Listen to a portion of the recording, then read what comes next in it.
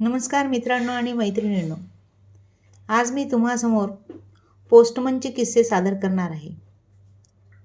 त्या दिवशी अक्षरशः 11:30 होत आले होते, तरी एक एक माणूस येतच होता.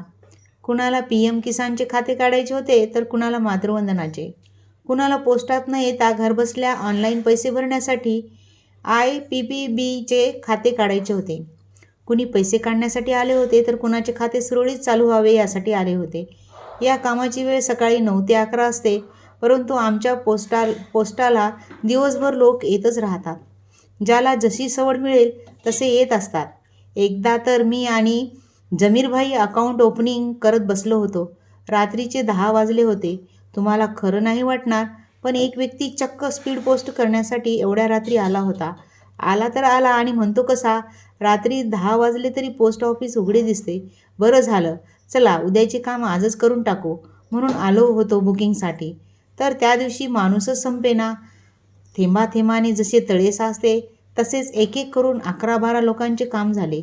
देवा, बस कर आता, 12 वाजले, टपाल वाटून ये आता. मागून जमीरभाईचा आवाज आला.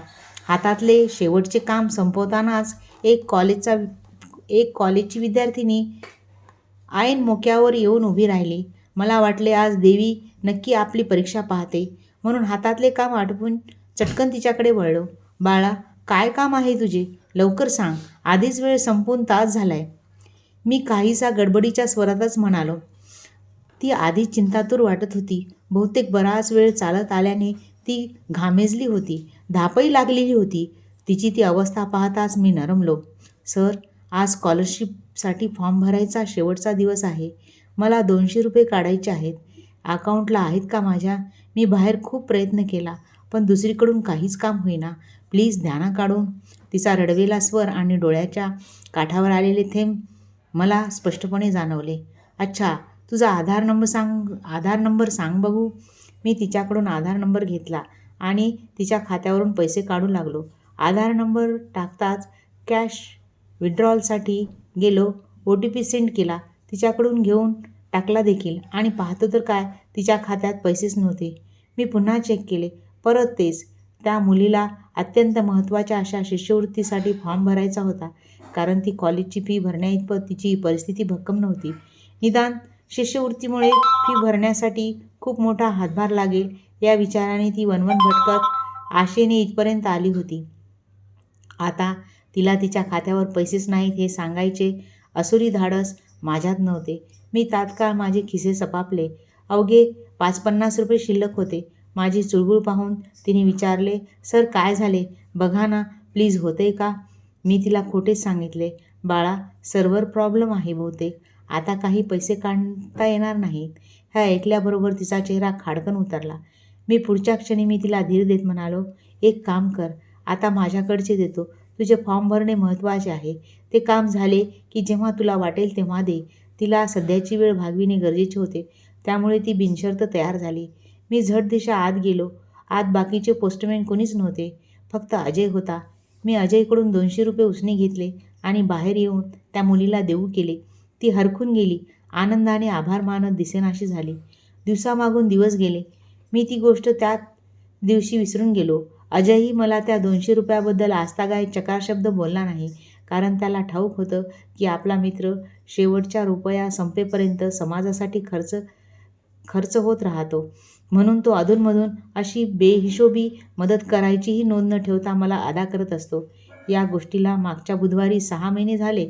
नेहमीप्रमाणे मी अकाउंट ओपनिंगचे काम करत होतो. तोच ती मुलगी मला दरवाजात उभी दिसली. मी किंचित चमकलो. मी तिला ओळख देणार तोच तिने हातात 200 रुपये घेऊन माझ्या पुढ्यात हात धरला. सर, हे तुमचे 200 रुपये. तुम्हाला आठवतं, एकदा मी पैसे काढायला आले होते, पण माझ्या खात्यावर पैसे नसतानाही तुम्ही तुमच्याकडचे पैसे देत माझी वेळ भागवली. मला नंतर समजले की माझ्या खात्यावर पैसेच नव्हते. सर, मला तुमच्या पाया पडू द्या, कारण तुमच्या त्या उदारपणामुळे माझ्या खात्यावर 70,625 रुपये शिष्यवृत्ती जमा झाली. माझी खूप मोठी हेल्प केलीत. असे म्हणत ती मुलगी पायांना स्पर्श करू लागली. मी मागे झालो. बाळा, पाया पडायच्या असतील तर ते तुझ्या आईवडिलांच्या पड. ज्ञानदान करणाऱ्या शिक्षकांच्या पड.